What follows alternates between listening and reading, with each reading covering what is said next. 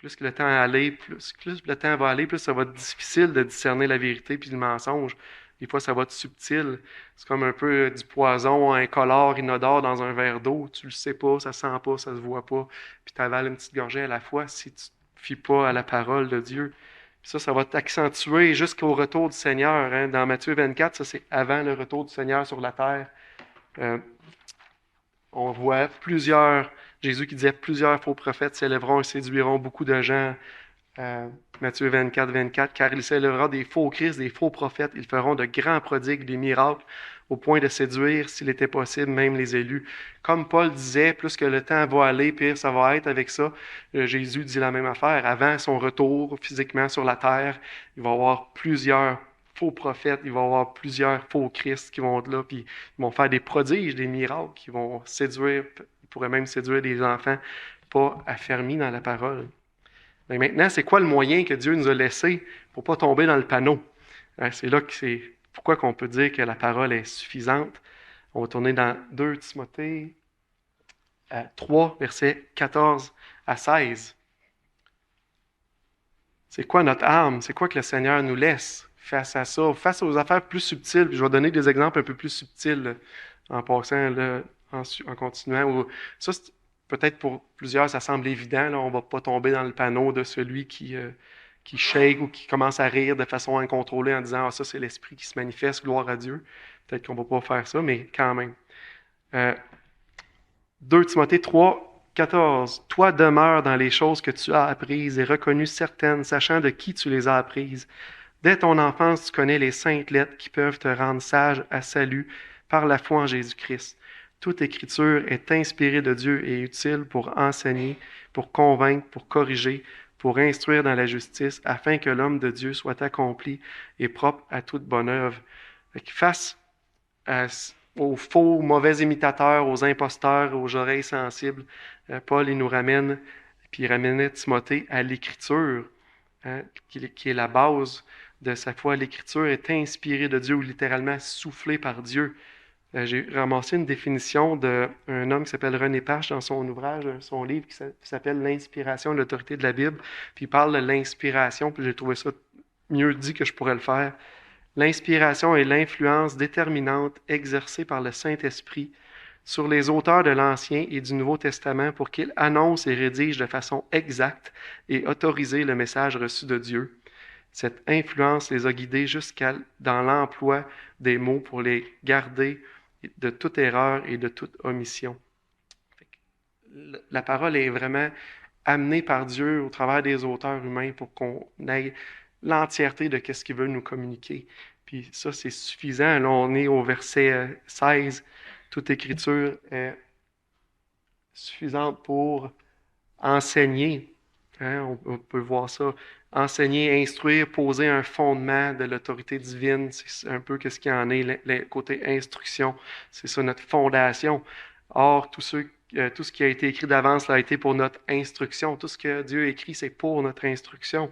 Hein, la parole qui est là pour convaincre, réfuter, dissiper l'erreur, produire une conviction en dedans du croyant.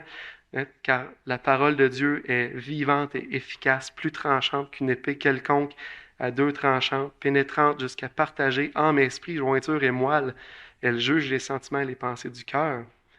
Hein, la parole va, verset 16, on continue, va corriger, ramener sur le droit chemin, avertir, servir de tuteur pour regarder droit. Hein, ça va servir à ça. Je serre ta parole dans mon cœur afin de ne pas pécher contre toi.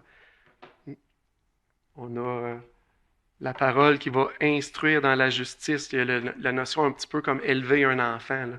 Dans cela, former un croyant, l'éduquer, un peu l'éducation. Hein, ça, c'est la révélation de tes paroles est claire. Elle donne l'intelligence aux saints. C'est comme un peu la formation. Là. On est après s'éduquer. Pour Paul, Timothée pouvait toujours trouver ce qu'il lui fallait face aux imitateurs, aux imposteurs, aux oreilles sensibles dans la parole. C'était ça qu'il avait besoin, Timothée, puis tout était là pour lui, puis il lui rappelait de prendre ça.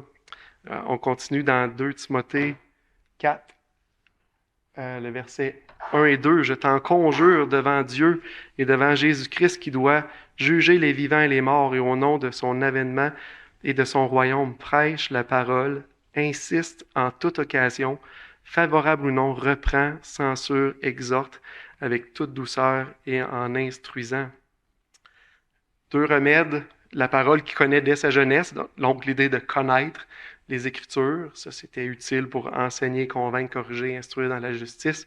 Puis l'autre chose, c'est aussi la proclamer, hein, la parler, la proclamer de ce message-là. Là, on voit face aux mensonges, comme on a vu, reprendre, censurer, exhorter, le faire avec douceur et avec instruction. Ça, j'aime cette partie-là. Ça fait du bien à mon cœur, cette vérité-là. C'est pas juste dénoncer, puis bâcher, puis dire c'est faux, mais il faut que tu sois capable d'instruire, puis aussi de l'apporter avec douceur pour que l'homme orgueilleux ne se fasse pas trop piquer dans son orgueil, puis s'humilie, puis se repente devant la parole. C'est sûr que des fois, on est capable d'être raide, puis là, les oreilles se ferment, on a coupé toute conversation possible. Et l'idée, c'était pas ça, c'est de présenter en instruisant, mais être ferme sur dénoncer, censurer, exhorter. J'ai un exemple qui m'est venu en tête, puis je dis, je vais faire un exemple qui pourrait un petit peu s'approcher du mouvement parole de foi. Là. Il y a des gens qui pratiquent des guérisons dans ces mouvements-là, où ce qu'ils vont ordonner au nom de Jésus, j'ordonne au nom de Jésus, cancer, votant. Puis là, c'est un peu la façon dont ils vont s'y prendre. Quand on entend ça, puis on essaie de placer ça vis-à-vis de la parole, bien, ça peut sonner un petit peu croche, mais je pourrais juste dénoncer puis dire, quand tu prends le nom de... Puis là, on va prendre le cas où que cancer votant, c'est un fraudeur, c'est pas quelqu'un qui a l'Esprit de Dieu du tout. Le cancer, il n'est jamais parti.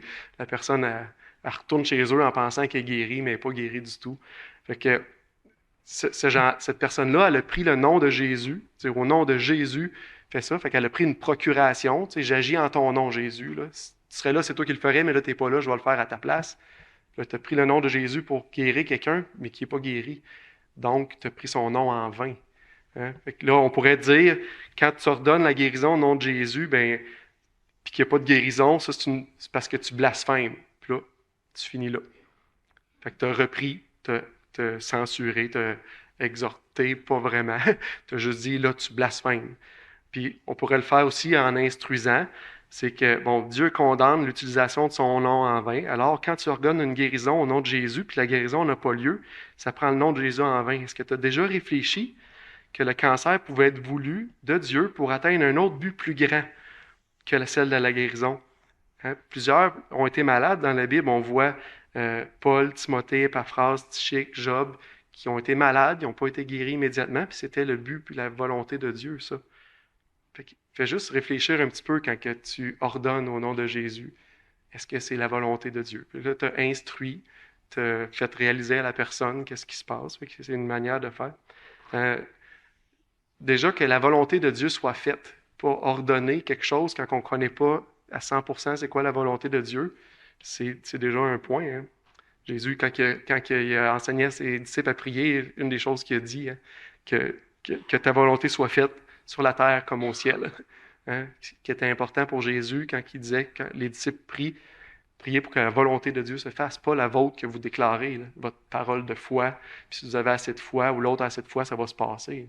C'est plutôt la volonté de Christ. Dans la même ordre d'idée, je pense que je l'ai mis le verset. Ouais. Dans 2 Pierre 1, 21, on lit « Car ce n'est pas par une volonté d'homme qu'une prophétie n'a jamais été apportée, mais c'est poussé par le Saint-Esprit que des hommes ont parlé de la part de Dieu. » Aujourd'hui, il y a des gens qui se rassemblent, puis là, ils ont un prophète devant eux, puis là, ils sont là parce qu'ils ont espoir d'entendre une prophétie qui va leur parler personnellement à eux. Fait que là, ils recherchent la prophétie, ils veulent savoir ce que Dieu parle. Dieu parle pour eux, puis là, ils vont là, puis là, ils sont des foules, puis là, le prophète prophétise sur plein de gens. Ce que j'aime de ce passage-là, c'est qu'il est assez clair. Hein? Ce n'est pas par ce qu'un homme veut prophétiser qu'une prophétie arrive. C'est toujours l'esprit qui la pousse. C'est pas nous qui l'attire. C'est pas parce que je veux une prophétie que je vais en avoir une, ou c'est pas parce que j'aimerais ça prophétiser que je vais être capable de prophétiser. C'est l'esprit qui pousse ça. Puis on a déjà sa parole. Que, sinon, si on n'avance pas comme ça, où on ne pas comme penser que Dieu va révéler ce qu'il veut bien nous révéler, puis il nous l'a déjà donné dans sa parole, qui est suffisante. Mais je trouve qu'on ressemble aux gens qui vont voir les diseuses de bonne aventure. C'est la même chose. Je veux savoir, sauf qu'au lieu d'être une diseuse de cartes, ben, c'est un prophète chrétien. Fait que, faut faire attention à ça. C'est quoi l'esprit? Comment est-ce que l'esprit pousse à amener le message? Est-ce que Dieu peut encore euh, utiliser des gens, leur révéler des choses? Moi, je pense que c'est pas impossible. Dieu, il n'y a rien qui est impossible à lui. Maintenant, est-ce que c'est comme ça qu'il veut agir? Ça, c'est une autre question. Je ne prendrai pas beaucoup de temps là pour enseigner, mais quand même, on peut voir le danger de ça. Pourtant, la parole, elle dit, l'esprit va le pousser, c'est pas à nous à le tirer ou à le rechercher de cette façon-là. Paul enseigne à Timothée que les Écritures sont suffisantes pour son ministère. Maintenant, est-ce que je veux dire qu'il faut tout rejeter le reste? Est-ce que la psychologie, c'est mauvais, la science, c'est mauvais, la médecine, c'est mauvais, les expériences qu'on peut vivre en tant que chrétien, comment est-ce que l'esprit se manifeste dans nos vies? Des fois, on a une conviction que le Seigneur nous dirige vers quelque chose. Ça, c'est l'esprit qui l'a produit, cette conviction-là, en nous. Est-ce que ça devient tout à rejeter? Mais la réponse est non, sauf que toutes ces choses-là doivent être subordonnées à la parole de Dieu et à l'autorité. Ils doivent toutes passer par le filtre. Est-ce que c'est dans la parole? Je vais vous donner un exemple de ça. La science, c'est pas mauvais, la science. Avec la science, on a les médicaments, on est capable de réparer un corps brisé, puis gloire à Dieu. Dieu a donné dans sa grâce l'intelligence à l'homme de développer ça. Gloire à Dieu. Mais quand la science, elle va dire que mais on est le fruit du hasard, on vient d'une explosion cosmique d'une bactérie qui est devenue un jour un homme, quand la science va enseigner l'évolution, puis la parole de Dieu a dit, quand Dieu dit au commencement, Dieu créa, mais un des deux n'a pas raison. Là, il faut qu'on prenne le côté de la parole de Dieu, qui est l'autorité du Seigneur.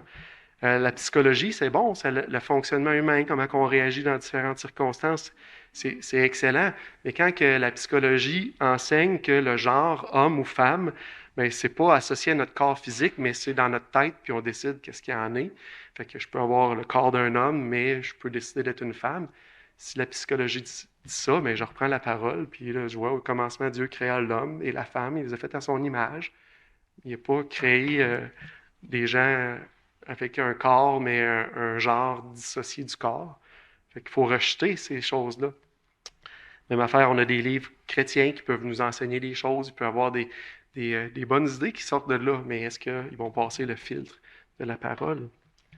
Mais ça, faire des applications aussi.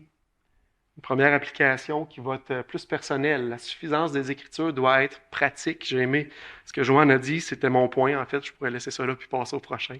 Il y a un jour, il faut que ça passe de la tête au cœur, il faut qu'on le mette de l'avant en pratique. Une première application individuelle serait si nous affirmons que l'Écriture est suffisante. Si aujourd'hui vous êtes assis dans les bancs puis vous vous dites dans votre cœur, l'Écriture est suffisante pour moi, bien, est-ce que faut faire attention de ne pas d'abord privilégier ses expériences, son ressenti au détriment de l'enseignement biblique. Puis je vais prendre un exemple l'exemple que je vais prendre, ça va cibler les célibataires. Si aujourd'hui je suis célibataire, bien, la parole enseigne que je devrais faire attention à mes fréquentations, surtout quand je fréquente quelqu'un dans le but d'intimité. Puis je devrais rechercher une personne née de nouveau. Hein? Puis, on le voit, je ne prendrai pas le thème, on le voit à plusieurs places. Maintenant, mes émotions et mes sentiments peuvent être peut-être attachés à quelqu'un qui ne connaît pas le Seigneur du tout. Puis là, ben, je l'aime, il m'aime, tout est beau dans le meilleur des mondes. Fait que là, on arrive avec une connaissance théorique, mais pas appliquée dans le cœur. Fait que je ne le mets pas en pratique, puis je décide de me laisser aller dans cette fréquentation-là, comme si Dieu, il n'y avait pas une opinion là-dessus, puis il ne nous l'avait pas laissé dans sa parole. Ça, c'est un exemple qui est assez clair. Au lieu d'un côté positif de se dire, bien, je vais croire ce que la parole dit, fait que je vais mettre ma confiance en Dieu qui sait ce qui est bon, puis qui est parfait pour moi, puis pour mon avenir face à qui je vais rencontrer, qui je vais fréquenter pour l'intimité plus tard dans le mariage. Ça, c'est un exemple individuel. Ça pourrait être, je vais en prendre une encore pratique, tous ceux qui ont un véhicule, vous allez chez le garagiste, il vous change quelque chose, puis il dit, tu veux-tu une facture? Bien, la parole de Dieu nous enseigne qu'il y a des autorités qui sont placées là, on donne à César ce qui revient à César, on veut pas voler, puis on veut être conséquent, fait que je vais dire, oui, je prends une facture, je vais payer qui m'est dû. Je ne vais pas essayer parce que je fais confiance au Seigneur qui pourvoit mes besoins en toutes choses, puis je veux juste lui obéir. Je ne vais pas tricher dans mes impôts. C'est un peu la même chose. Fait que, est-ce que si la parole est suffisante, qu'est-ce qu'elle m'enseigne? Est-ce que je vais l'appliquer parce que je mets ma foi en Dieu? Ça, c'est une première application qui était individuelle. Faites-vous un scénario pour vous-même. Qu'est-ce que ça pourrait être? Une deuxième application, je l'ai faite pour l'Église. Puis là, il y en aurait plus d'en avoir plusieurs applications. C'est pas pour l'Église. La suffisance des Écritures doit être notre guide. Hein? Est-ce que la parole de Dieu est suffisante ou bien nous devons adopter une mentalité consommatrice de la culture ambiante? Est-ce que l'identité de l'Église est dictée par la parole de Dieu ou par le culte environnant, à la culture environnante? Est-ce que on regarde qu'est-ce qui va retenir nos visiteurs puis les garder pour essayer d'être au goût du jour, peu importe le prix qu'on va payer, ou bien la parole de Dieu va nous dicter comment qu'on va adorer, comment est-ce qu'on va se conduire dans notre culte? Puisque Dieu nous parle au moyen de sa parole inspirée, il devrait avoir la place d'honneur dans nos sermons, dans nos chants, dans nos louanges. Ça devrait être qu'est-ce que Dieu a voulu nous enseigner, qu'il y a la place d'honneur. Jésus-Christ qui a la place d'honneur, Dieu qu'on va adorer, mais par les vérités qu'il nous a laissées, pas improviser via nos émotions. Puis qu'est-ce qu'il y en est? Fait que ça, c'est un pour l'assemblée locale. Est-ce que notre assemblée, puis on est tous là, vigilants, est-ce qu'on dérive de la parole? Ça, dans les derniers temps, ça va de plus en plus dur, puis ça va être subtil, des fois, comment ça va se diriger. La parole de Dieu ne s'oppose pas au Saint-Esprit. Ça, c'est un autre point que je veux mentionner, parce que depuis tantôt, je parlais de manifestation du mouvement de parole de foi, où ce que c'est clairement pas l'Esprit, mais l'Esprit se manifeste quand même. Des fois, on a une conviction intérieure. Des fois, Dieu nous parle par l'Esprit. Puis il faut être capable de le voir puis de le réaliser, mais ça va jamais être contraire à ce que la parole dit. Ce que j'ai écrit, c'est la Bible sans l'Esprit, on ne peut comprendre. Si on n'a pas l'Esprit de Dieu, on ne comprendra pas la parole. L'Esprit sans la Bible, on ne peut juger. Si on dit que c'est des manifestations de l'Esprit, mais on n'est pas capable de le voir dans la parole, notre jugement il est douteux. On va tourner dans 1 Corinthiens 2. Pour ça, c'est clair. Il faut seulement le lire, je pense que ça va vouloir tout dire. 1 Corinthiens 2, où les deux ne se dissocient pas. Il ne faut pas avoir peur de l'Esprit Saint, il habite en nous. Des fois en réaction à des mouvements charismatiques où ce que l'Esprit Saint est vraiment... On associe des choses qui ne sont pas de Dieu à l'Esprit Saint. Là. On a peur et on est réfractaire, mais l'Esprit de Dieu est là en nous pour nous diriger au travers de sa parole. Le verset 10, on va commencer au verset 10. Dieu nous les a révélés par l'Esprit, car l'Esprit sonde tout, même les profondeurs de Dieu. Qui donc parmi les hommes connaît les choses de l'homme, si ce n'est l'Esprit de l'homme qui est en lui? De même, personne ne connaît les choses de Dieu, si ce n'est l'Esprit de Dieu. Or, nous n'avons pas reçu l'Esprit du monde, mais l'Esprit qui vient de Dieu, afin que nous connaissions les choses que Dieu nous a données par sa grâce. Et nous en parlons, non avec des discours qu'enseigne la sagesse humaine, mais avec ceux qu'enseigne l'Esprit, employant un langage spirituel pour les choses spirituelles. Mais l'homme naturel n'accepte pas les choses de l'Esprit de Dieu, car elles sont folies pour lui. Il ne peut les connaître, parce que c'est spirituellement qu'on en juge. L'homme spirituel, au contraire, juge de tout, il n'est lui-même jugé par personne. Car qui a connu la pensée du Seigneur pour l'instruire? Or, nous avons la pensée de Christ. On a la pensée de Christ par l'Esprit Saint qui va nous diriger dans les choses spirituelles. La parole ne se pose pas à l'esprit. Puis là, j'ai une petite phrase qui va peut-être faire friser les oreilles, mais faites attention. Parce que la parole n'a pas réponse à tout, on a besoin de la combinaison avec l'esprit pour nous diriger. Puis là, la parole n'a pas réponse à tout. Je vais vous l'expliquer.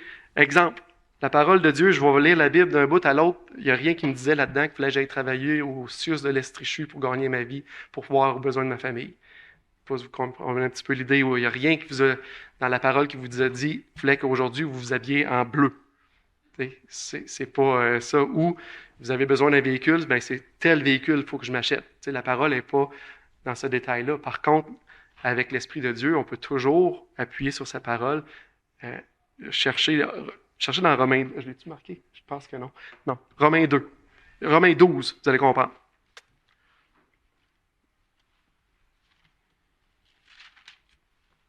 Fait que la parole, oui, elle est suffisante. Elle a réponse à tout, dans le sens qu'on est transformé par elle. Par Romains 12, 2, ne vous conformez pas au siècle présent, mais soyez transformés par le renouvellement de l'intelligence, afin que vous discerniez la volonté de Dieu, ce qui est bon, agréable et parfait. Quand on parle de couleur de linge, de travail, de l'auto que j'achète, c'est ce qu'on parle, c'est on veut discerner la volonté du Seigneur. Le discernement de la volonté du Seigneur va venir parce qu'on va être renouvelé dans notre intelligence par l'Esprit puis par la parole, où ce qu'on va être renouvelé. Fait que la combinaison des deux est importante. C'est jamais un sans l'autre. Le Seigneur nous a laissé sa parole, il nous a donné son esprit pour la comprendre. Avec l'Esprit de Dieu, on peut juger de ce qui se passe autour de nous, puis ça va être clair. En conclusion, la parole de Dieu est suffisante non seulement pour notre salut, mais pour toute notre existence, pour la résolution de nos conflits, l'éthique professionnelle, notre vie conjugale, familiale, les relations humaines avec d'autres, la gestion de nos finances, la gestion de nos sentiments, nos émotions, l'implication du chrétien dans la société. La parole est là, dirigée par l'Esprit pour nous éclairer, puis pour nous diriger, puis elle est suffisante pour ça. On n'a pas besoin de d'autres choses. La parole est suffisante pour discerner les esprits dans notre génération qui avance de plus en plus vers le mal, avec les mauvais imitateurs, les imposteurs, les oreilles sensibles. La parole est suffisante pour ça, pour nous aider à discerner. La parole, les différents outils que la société propose, ça peut être des différentes méthodes, programmes, la psychologie, la science des livres, doivent toujours être subordonnés aux Écritures. On ne les rejette pas d'emblée du revers de la main, mais on les examine, puis on ne prend pas tout pour du cash, puis je vais finir avec ce verset-là qui est, je trouve, la clé de tout, parlant de la suffisance des Écritures. Toute Écriture est inspirée de Dieu et utile pour enseigner, convaincre, corriger, instruire dans la justice afin que l'homme de Dieu soit formé et équipé pour toute bonne œuvre. Souvent, on est habitué afin qu'il soit accompli et propre à toute bonne œuvre.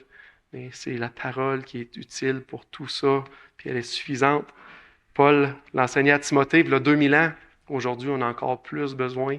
Puis plus que les temps avancent, plus que les gens vont avancer dans le mal, plus qu'on va en avoir besoin. Êtes-vous convaincus? Oui, être convaincus. Maintenant, la première application, si on est convaincu, on la met en pratique. On la met de l'avant, on va prier.